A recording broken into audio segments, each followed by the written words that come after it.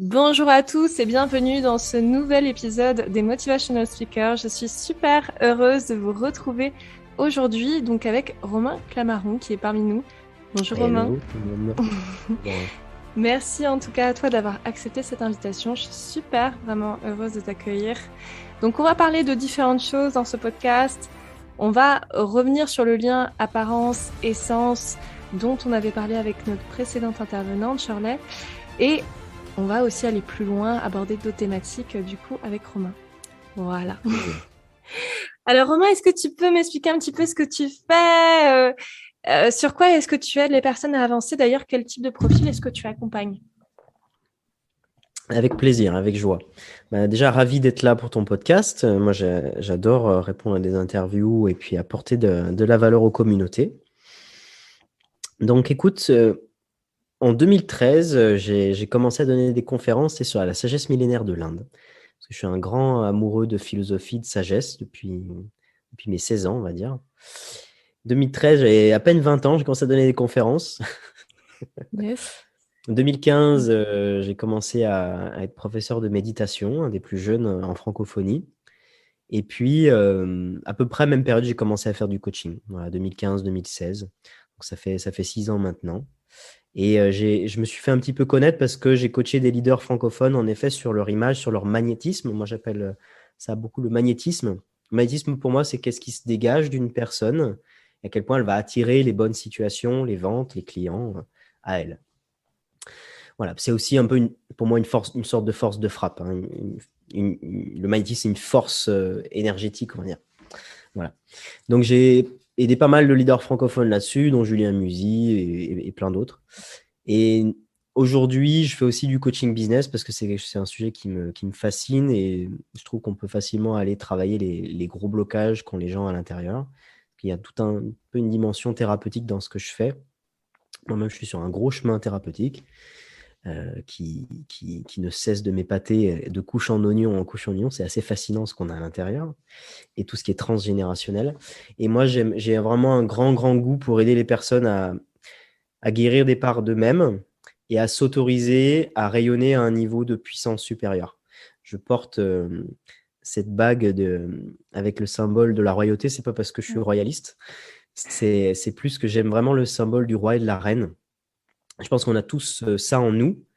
On a tous cette puissance, mais on ne s'autorise pas. C'est comme cette grande citation qui n'est pas de Mandela, j'ai cru comprendre, mais qui dit que voilà, notre plus grande peur, c'est pas nos ombres, c'est notre lumière. C'est de briller. Donc j'aide pas mal les personnes à briller. Mes coachings sont beaucoup portés là-dessus, que ce soit des leaders féminins ou masculins. Et du coup, j'ai aussi des promotions qui durent 6 mois avec beaucoup de présentiel, parce que j'aime bien faire vivre des expériences aux gens. Yes. J'ai organisé tu vas vivre une retraite Ose ta vie, Ouais, une exactement. association que j'ai cofondée qui fait du dev perso spirituel pour les 18-30 ans. Et donc, j'ai repris ce concept et j'ai créé les retraites entrepreneurs dans le cœur qui sont du Ose ta vie, mais sans limite d'âge, où on va un petit peu plus loin et spécialisé pour entrepreneurs voilà, qui ont un goût pour la chose spirituelle, pour la méditation, pour tout ça. Dont la Et prochaine voilà. qui se déroulera très bientôt d'ailleurs, du coup. La prochaine a lieu du 2 au 7 mai, et puis il y en a 3 par an. Il y en a une à l'été, enfin une au printemps, une à l'été et une au nouvel an. Ok, top.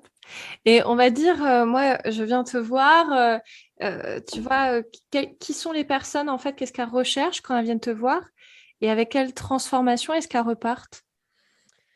Souvent, les personnes qui viennent vers moi sentent qu'elles n'exploitent pas tout le potentiel de leur magnétisme. Elles sentent qu'elles ont de la puissance, qu'elles pourraient avoir aussi un look plus puissant. Dans ce cas, je vais te parler des leaders déjà, d'accord? Mm. Hommes et femmes, les leaders qui viennent à moi, ils savent qu'ils peuvent envoyer du pâté. Plus. Et du coup, ils viennent vers moi avec vraiment, ils savent qu'ils vont pas juste avoir un conseiller en image, ils vont avoir quelqu'un qui a la casquette conseiller en image et qui a d'autres casquettes et qui a la casquette leadership. Donc, ils viennent aussi, ils s'en rendent pas compte encore, mais ils viennent pour une autorisation de puissance. C'est-à-dire qu'on va lever des fardeaux qui sont auto-infligés en fait, c'est des gens qui ont déjà de l'influence, hein. Ouais, ouais. Des gens qui ont déjà des grosses communautés, qui font beaucoup de chiffres d'affaires, qui en tout cas ont osé des choses énormes dans leur vie, mais encore à ce niveau-là, ils ont des paliers d'autorisation qui ne sont pas encore pétés. Mm. Donc en fait, généralement, ils ne l'ont pas 100% conscientisé, mais ils viennent guérir en fait des parts d'eux-mêmes, des choses qui sont parfois transgénérationnelles, des choses qui sont juste de leur enfance. Et donc on va guérir ça, on va mettre de l'amour à cet endroit-là. Les gens souvent me disent, mais je ne m'attendais pas à ce qu'on fasse un travail comme ça. On se pensait qu'on allait juste faire les vêtements et non, non, non, non, non, on va pas juste faire les vêtements. On va pleurer un bon coup déjà ensemble. Ok, ouais. On lève les Voilà, il y apparences a en ce fait au travail-là. départ, du coup. Il y a un peu ça, c'est tu vas au-delà des apparences pour vraiment aller creuser, pour vraiment aller guérir des choses avant de reconstruire une apparence peut-être qui est plus juste et plus connectée à l'essence de la personne en fait. Bah, c'est le sujet du jour que tu nous proposes qui est hyper intéressant entre essence et apparence. En fait, c'est dans cet ordre-là que ça marche. Dans l'autre ordre, ça marche pas. Si je veux juste, c'est comme toute chose. Si je veux juste, j'ai une blessure, je vais mettre un pansement par-dessus, ça va pas guérir. Alors, j'ai beau mettre un très joli pansement avec des petites fleurs, des petits Hello Kitty. Non, ça fait rien du tout. Donc, c'est pareil pour apparence et essence, en fait. C'est aller connecter, toucher son essence et oser la révéler à l'extérieur. Et à l'extérieur, il faut savoir que dans une société qui a des codes, dans une société où nous ne sommes pas tous naturistes, qui serait peut-être très agréable, hein, je ne sais pas. Mais on n'est pas dans une société naturiste, on doit porter notamment des vêtements. Et en tant qu'entrepreneur, en tant qu'indépendant, qui souvent nous sommes la façade de notre propre activité, eh ben, notre apparence a un impact très important. Les gens ne se rendent pas compte en fait à quel point, ils ne se rendent pas compte en fait, d'un des fonctionnements du cerveau qui est que le cerveau analyse et enregistre des milliers, quand je dis des milliers, c'est le chiffre est petit, des centaines de milliers, des millions d'images à la journée. C'est énorme. Et en fait, il enregistre tout ça. On a une capacité d'enregistrement qui est monstrueuse. De toute façon, on sous-estime généralement nos capacités. Et dans cette capacité d'enregistrement, il y a un peu ce qu'on appelle les images miroirs. C'est-à-dire que la première fois, la fameuse première impression, quand quelqu'un va vous croiser, va voir votre communication, vos photos, vos vidéos, votre site internet, eh ben, cette première image va rester imprégnée et elle peut influencer un acte d'achat, un acte de je suis la communauté d'un tel, je m'abonne, j'interagis avec cette personne. Donc on ne se rend pas compte à quel point, en fait, faire la bonne première impression, c'est fondamental, en fait. Enfin, c'est hyper important. Voilà. Ok, ça marche. Ça serait quoi, toi, ta vision du leadership, en fait? Justement, parce que, tu vois, moi, je parle beaucoup de leadership authentique dans le podcast, d'assumer sa sensibilité. Toi, tu parles beaucoup du cœur. Mhm. C'est quoi, toi, ta vision du leadership, en fait? Je pense que le leadership, ça vient de quelqu'un qui a envie de faire un changement positif, qui a envie d'avoir un impact positif, un changement, un impact. Ça vient déjà d'un élan. Et cet élan, il peut être. Si c'est du leadership, c'est un élan positif. Sinon, c'est pas du leadership, c'est de la tyrannie. Tu vois, déjà, je distingue leadership et tyrannie. Pour moi, leadership, ça vient d'un élan du cœur. Tyrannie, ça vient d'un élan de l'ego. Donc déjà, séparer ces deux choses. Et donc, si c'est du leadership, si ça vient d'un élan du cœur, d'avoir un impact positif sur sa vie, sur la vie des autres. Généralement, ce qui distingue un leader, c'est quand même des personnes qui vont avoir un impact sur la vie des autres, voire sur la vie de nombreuses personnes. En fait, c'est des personnes qui sont portées par un message, des transformations à faire vivre. Ça peut être dans tellement de sphères différentes. Et des personnes qui, selon moi, vont incarner un beau leadership, un bon leadership, si elles incarnent ce qu'elles font. Si elles disent ce qu'elles font et qu'elles font ce qu'elles disent. C'est là qu'on va distinguer un leadership intègre d'une tyrannie. Voilà. Ok.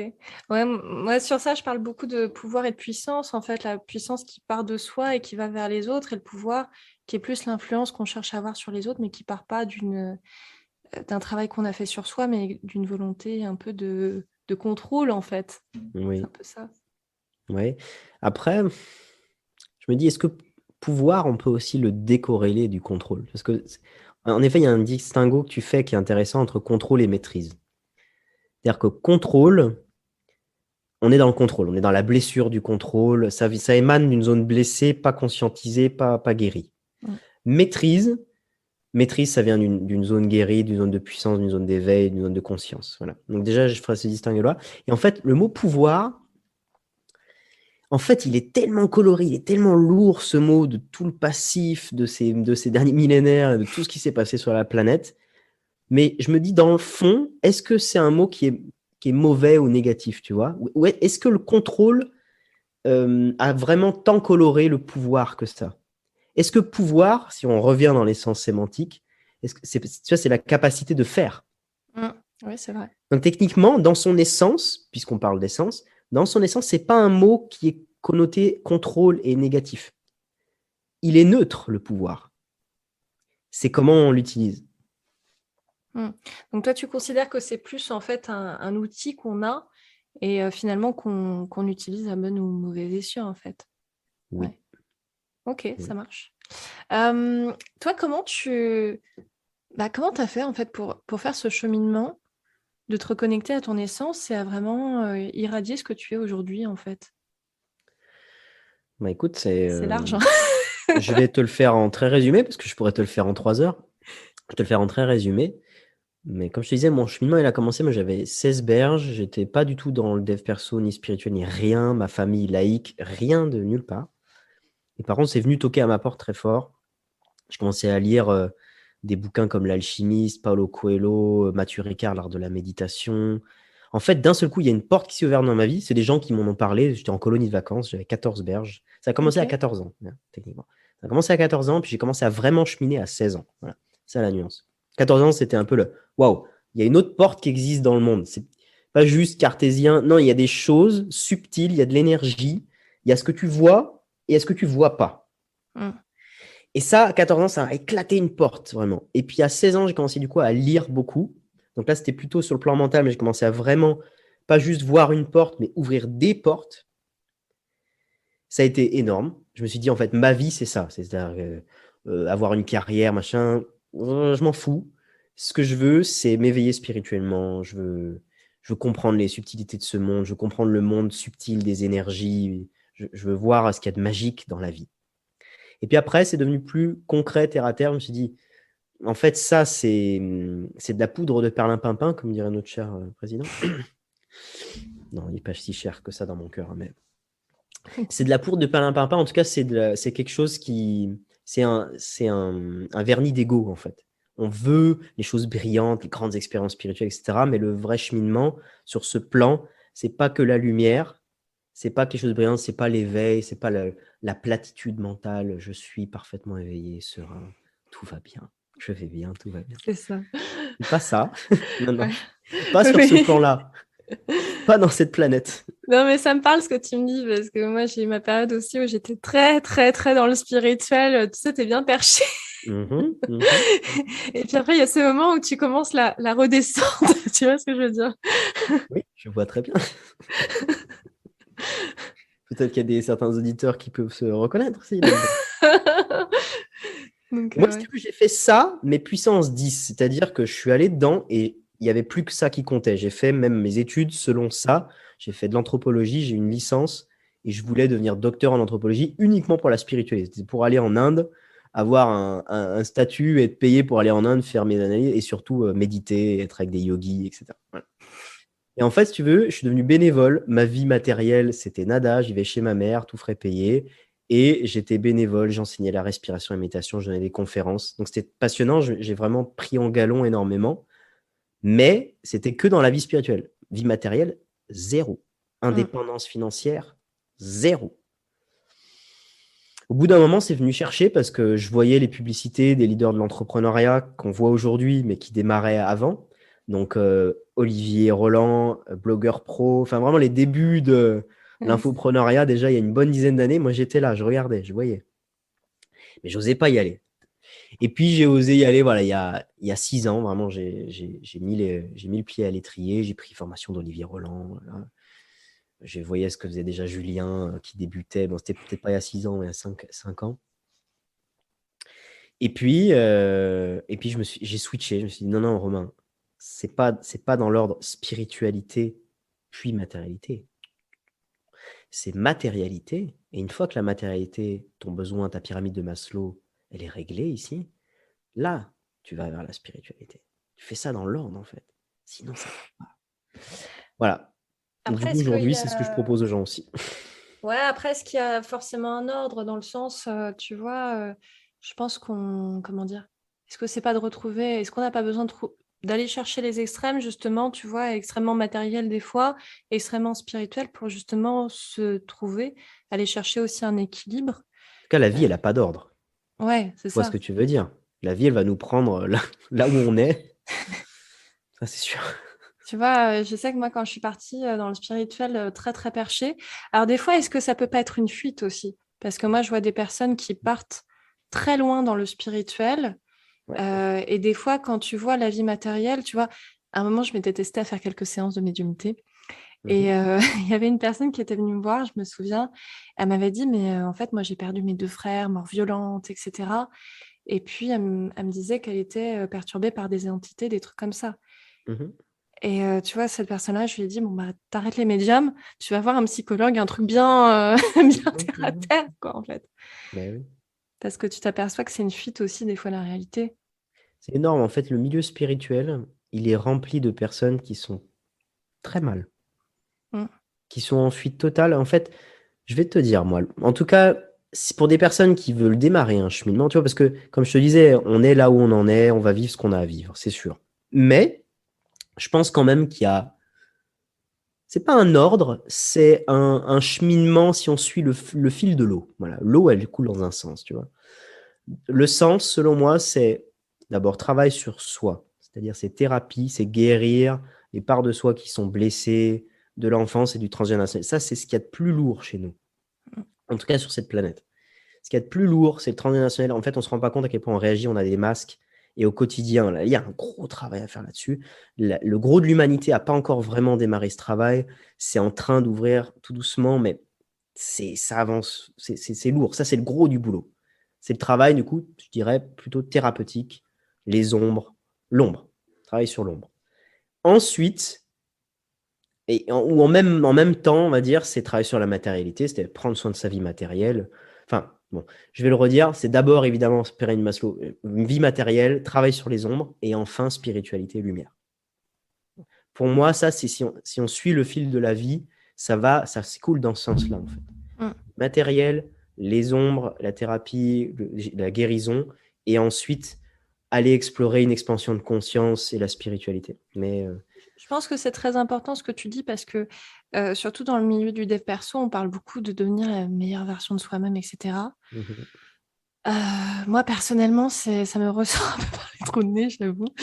Parce que, à mon sens, t'as deux étapes. C'est déjà, je commence par m'accepter ici et maintenant, mhm, comme je suis, avec mes parts de lumière, effectivement, et d'ombre, qui des fois sont plus difficiles aussi à voir, hein, parce qu'il y a plein de choses qu'on refoule et qu'on va mettre dans la sphère inconsciente. Tu parlais tout à l'heure de toute... en fait, 90% de notre cerveau, c'est inconscient. oui, Et puis après, effectivement, cette dimension bon, bah, ok, je me suis acceptée, bah maintenant, qui est-ce que j'ai envie d'être en fait oui, aussi. ben oui. Yes. J'ai rien à ajouter, t'as tout dit. Ok, ça marche. Et moi, c'est vrai que ce que j'ai bien aimé quand j'ai regardé un petit peu ce que tu faisais aussi, c'est que tu as trouvé, j'ai l'impression, cet équilibre au sein aussi de tes offres, au sein de ce que tu fais.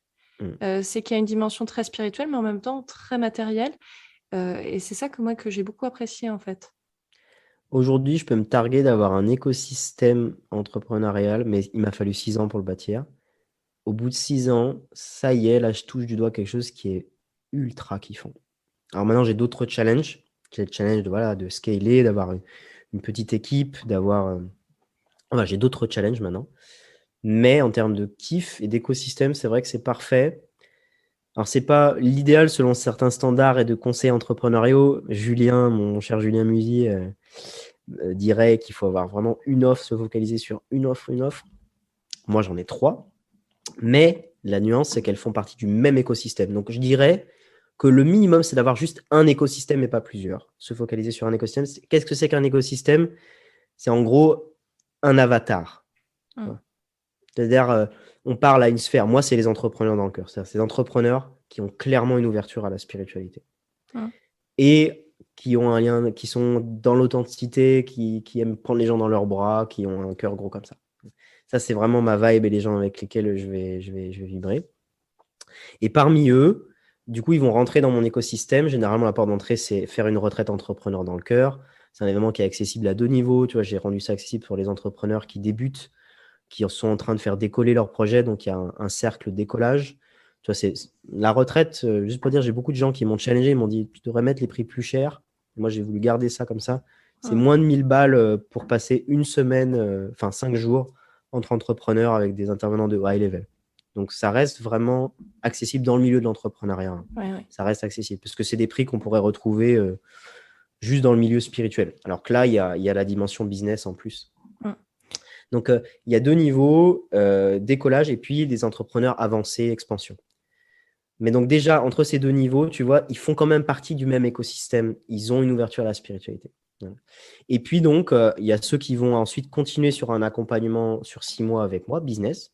J'ai créé la Magnétique Business Family. Donc, c'est à la fois un accompagnement business et aussi un accompagnement image où je les aide à déployer un business qui est magnétique. Et puis, il y a le côté family parce que c'est tous les 2 mois, c'est pas du distanciel principalement, c'est surtout du présentiel. Donc, on se retrouve en immersion. Voilà.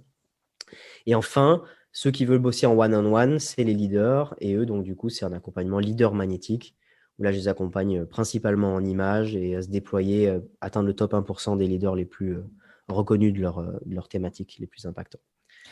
Ce qui est intéressant aussi dans ce que tu fais, c'est que tu laisses la large place à l'humain. Et c'est vrai que j'ai l'impression que tu réhumanises aussi, comment dire? Parce que tu vois, on voit beaucoup des modèles, surtout en ligne, je vais vendre mon e-learning, tu vois, je vais me faire un paquet de fric en faisant des pubs Facebook, etc. Et puis, bon, bah, des fois, tu vois, moi, j'ai essayé de le faire.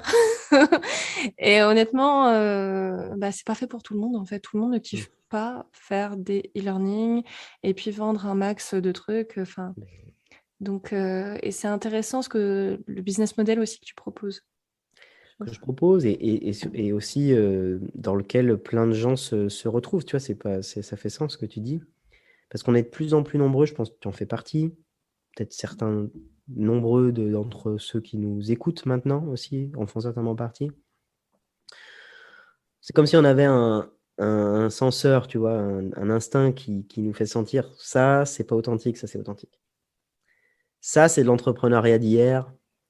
Ça me parle. Ça me fait kiffer.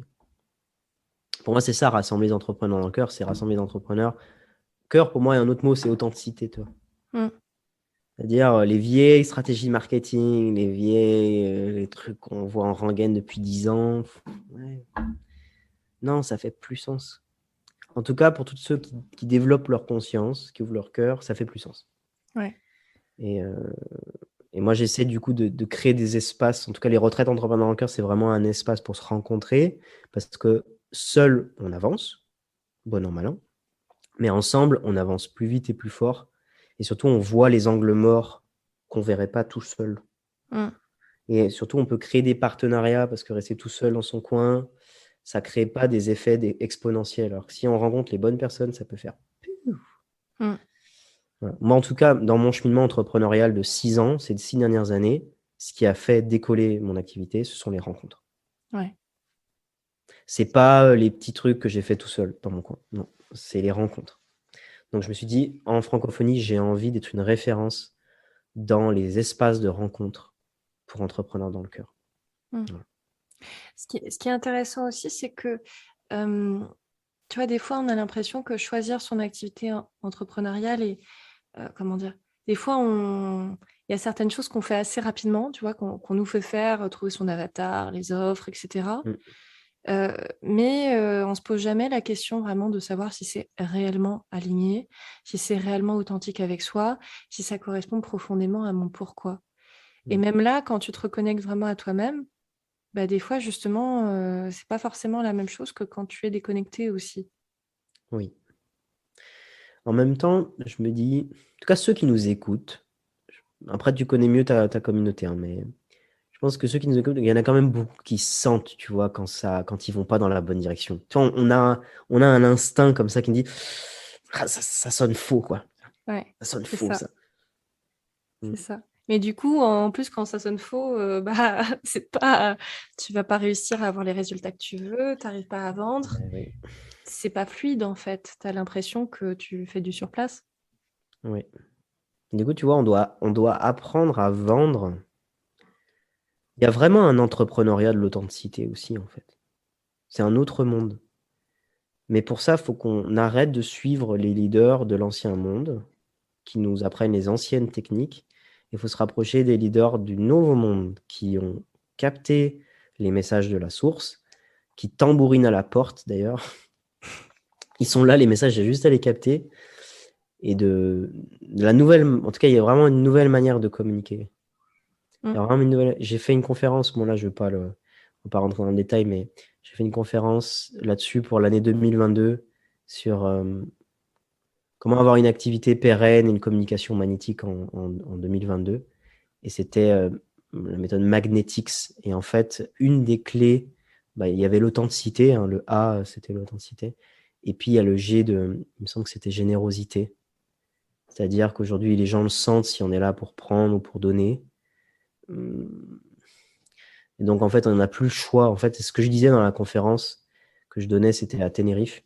Et je disais, en fait, on n'a plus le choix que d'être dans l'authenticité. Dans l'authenticité. Les gens le sentent de plus en plus. Ouais, En fait, c'est se tirer une balle dans le pied si on reste dans les anciennes techniques marketing c'est à ça. l'ancienne, quoi. Et le truc, c'est que tu vois, à la fois, il y a ça, et à la fois, moi, je vois beaucoup tu vois, vraiment des coachs business qui vont avoir aligné ces dimensions spirituelles et matérielles. Quand je dis aligné, c'est... alors, j'aime pas trop... Enfin, pour moi, c'est être à l'équilibre énergie féminine, masculine, mais j'aime pas trop cette terminologie, c'est être authentique, en fait, simplement. Mhm, mhm. Euh, Bah, tu vois, moi, j'ai beau avoir plein de coachs business dans mon réseau, Oui. j'en vois peut-être deux, trois qui ont vraiment réussi à faire ça. Mhm, Dont tu fais partie, hein. Mais tu vois, mhm. j'en connais très très peu finalement. Bah oui. Donc c'est ça qui, je vois beaucoup soit des coachs qui vont être très dans la spiritualité, Mhm, business aussi, mais très très très spirituel. mhm, Et c'est marrant parce que tu vois, je voyais que tu faisais dans tes séminaires aussi des choses sur les mantras, sur la voix. mhm. Moi, tu vois, à la voix, en fonction des harmonies graves, aiguës, etc., tu perçois directement quand la personne est ancrée ou pas. Mhm. Et du coup, des fois, rien qu'en échangeant, tu perçois si le coach en question est ancré aussi dans le matériel ou absolument pas, tu vois. Oui. Et à l'inverse, des coachs qui vont être extrêmement dans le matériel. Oh, moi, j'ai suivi leur coaching, hein. Et honnêtement, Mm. ça, quand tu es très intuitif, je trouve que c'est pas évident déjà de trouver les personnes vers qui t'orienter Mm. pour du business. Et puis aussi de vraiment aller creuser suffisamment profondément pour avoir un business qui soit réellement, comme je dis, authentique. Parce Mm. que il y a aussi ce truc de bah, je suis mon énergie, et comme mon énergie évolue, bah, tu vois, ça change assez vite aussi. C'est un constat un peu triste, hein, que tu fais là et que j'ai la même perception que toi. C'est pour Mm. ça que je me suis lancé dans le coaching business, c'est que je sentais, enfin déjà en fait c'est il y a 3 ans, c'était l'événement de Jean-Luc Devacter qui a été un très bon coach business, malheureusement il arrête. Et lui il était vraiment spiritualité business, il était d'une finesse, putain. C'est presque dommage qu'il arrête. Mais maintenant il est plus, il vient dans le côté mentorat spirituel, il va vraiment plus dans le message. Il devient vraiment enseignant spirituel aujourd'hui. Donc, c'était son événement à Paris. C'est là où j'ai rencontré Nicolas Devic, qui est devenu un de mes clients. Et puis moi, je suis devenu un de ses clients aussi. Pour moi, Sandrine et Nicolas Devic font partie de ces coachs business qui sont aussi dans la sphère spiritualité. Enfin, qui sont bien dans l'équilibre entre les deux. Mais c'est très peu le nombre de gens comme ça. Il y a Julien Musi aussi, je trouve qu'il s'y met de plus en plus. Donc, il y a une Ouais. vraie. Ça monte vraiment dans un Mm. équilibre plus matérialité, spiritualité. Ouais, parce qu'avant, il était extrêmement dans le matériel, Ah mais oui, la dimension spirituelle, moi, je percevais qu'il avait énormément de croyances ah oui, limitantes. Enfin, bon, c'est vrai qu'après, quand tu vois même, enfin, quand tu es un petit peu ouvert à la spiritualité, tu le perçois assez vite, tu vois, ouais. certaines croyances. Et comme quoi, tu vois, ça pousse à la porte, parce que même des gars comme Julien, qui était vraiment très fermé à ça, s'ouvrent. Donc, il y a vraiment, tu vois, moi, je sens qu'il y a vraiment une énergie qui est là, qui pousse, qui tambourine, mais l'ouverture est très fine. Et donc, moi, c'est une frustration, en fait. Ça a été une frustration de me dire, mais ok, leurs offres sont certainement géniales, ils enseignent des bonnes techniques, etc. Ok. Déjà, leurs cotisations sont très chères. Il y a beaucoup de gens qui ne sont pas satisfaits. On aura beau le dire. Il y a beaucoup de feedback négatif. Mm. Et puis, voilà, il manque. Parce que aussi, quand tu veux faire un bon coaching, toi, tu le sais très bien, on va travailler les ombres à un moment donné ou un autre. Et derrière ombre, il y a croyances limitantes, il y a blessures, il y a tout plein de trucs. D'accord. Mais s'il n'y a pas une dimension de guérison dans un accompagnement business, il y a plein de problématiques business qui sont en fait liées à des ombres. Ouais. Donc moi, si tu veux, j'inclus ça dans ce que je propose en termes de coaching, et je sais que c'est assez rare encore aujourd'hui. Mais toi, tu vas, comment dire, parce que, enfin, comment dire, moi, je sais que sur plusieurs années, tu vois, sur ça, j'étais loin, dans le sens dans des vies antérieures et machin, les trucs. Et tu captes aussi tout ça, tu fais travailler sur ça? Alors, moi, je pense qu'on a tous, tu sais, des sphères de perception et de guérison. En tout cas, pour nous qui sommes dans le coaching un peu plus intuitif, un peu plus profond. Moi, on a chacun nos sphères. Moi, ma sphère, j'ai moins des grandes perceptions médiumiques. Ça, j'ai peu accès à ça. Par contre, j'ai beaucoup accès à l'émotionnalité et aux blessures d'enfance et au transgénérationnel. J'ai un don pour ça. Donc, je vais le sentir très, très vite. Je vais sentir aussi les charges dans le corps. Donc, moi, c'est assez corporel. Je suis Capricorne, je suis signe de terre. Donc, tout passe beaucoup par le corps. Donc, je vais faire libérer des charges, en fait. Beaucoup. Je vais beaucoup faire libérer des charges. Et ça passe par le corps et ça libère du coup des gros trucs. Et ce qui est pas mal, c'est que du coup, c'est très efficace. Et une fois que c'est fait une fois, tu as peut-être encore des petites couches d'oignon, mais tu as enlevé déjà un gros morceau, quoi. Ok, top. Bon, super. Euh, Je réfléchis, est-ce que j'ai encore des questions? Mais on a balayé pas mal de choses, je trouve. C'est Oui. intéressant. C'est hyper Oui. intéressant. Euh, Ouais, et oui, il y avait un truc aussi. Tu associes, en fait, du coup, tu associes aussi le chant sur sur tes accompagnements. J'ai vu du mantra, des choses comme ça. Alors, je n'associe pas exactement le chant. C'est juste que si tu viens faire une retraite entrepreneur dans le cœur, si vous venez faire une retraite entrepreneur dans le cœur, certainement que vous allez chanter à tue-tête en sortant de cette. Ok. Les gens me disent c'est dingue, putain, je chante encore les mantras, etc. Les gens, je sais pas, il y a un truc avec les mantras, c'est très fort, mais pas que les gens qui viennent découvrir les mantras avec moi, mais tous ceux qui découvrent les mantras, généralement, c'est une expérience qui est très forte. Mantra, c'est donc les chants répétitifs de vibrations fortes et élevées. Parfois, on ne comprend pas forcément ce qu'on raconte, parce que ça peut être chanté en sanskrit ou dans des langues amérindiennes, hébraïques, enfin, plein de traditions spirituelles différentes. Mais c'est que des chants qui sont sélectionnés, qui ont des vibrations hautes sur la paix, l'harmonie, l'amour, la cohésion. Enfin voilà, c'est des vibrations élevées. Parfois, on donne le nom de divinité ou d'énergie subtile. Désolé, je suis encore en fin de maladie. Pas de souci. Mais du coup, en chantant ça, le niveau vibratoire monte. Et en fait, ça fait des expériences transcendantales, quoi. Les gens vivent vraiment des moments de dingue.